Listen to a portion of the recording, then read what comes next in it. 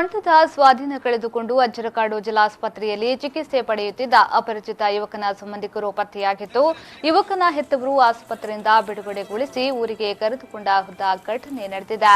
ನಗರದ ಬಡಗುಪೇಟೆ ಕಲ್ಸಂಕದ ಅಂಗಡಿ ಜಗುಲಿಯಲ್ಲಿ ಕಳೆದ 1 ತಿಂಗಳಿಂದ ಸೊಂಟದ ಸ್ವಾಧೀನ ಕಳೆದುಕೊಂಡು ನಡೆಯಲಾಗದೆ ಅಸಹಾಯಕ ಸ್ಥಿತಿಯಲ್ಲಿದ್ದ ಅಪರಿಚಿತ ಯುವಕನನ್ನ ಉಡುಪಿಯ ಸಮಾಜ ಸೇವಕರಾದ ನಿತ್ಯಾನಂದ ಬಳಕಾಡು, ಭಾಸ್ಕರ್ ಶೇರಿಗರ್, ತಾರನಾಥ್ ಮೇಸ್ತಾ ರಕ್ಷಿಸಿ ಅಜ್ಜರಕಾಡು ಜಿಲ್ಲಾಸ್ಪತ್ರೆಗೆ ದಾಖಲುಪಡಿಸಿದ ಘಟನೆ ನವೆಂಬರ್ 13ರಂದು ನಡೆದಿತ್ತು.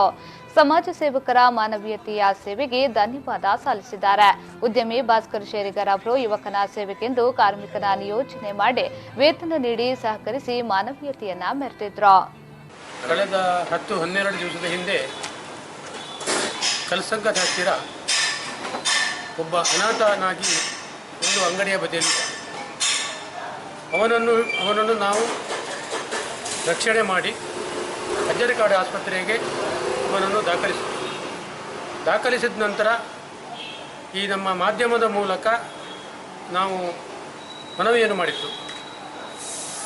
ಆದರೂ ಕೂಡ ಅದು ಯಾರು ಜನರು ಬರದೇ ಇರೋ ಕಾರಣ ಹುಣ್ಣಿಮೆ ರಪ್ಪಿ ನಾವು ನಮ್ಮ ವ್ಯಾಟ್ಸಪ್ ಮೂಲಕ ನಾವು ಅವನ ಜಿಲ್ಲೆಗೆ, ಅಂದರೆ ಅವನ ಹೆಸರು ನಕುಲ,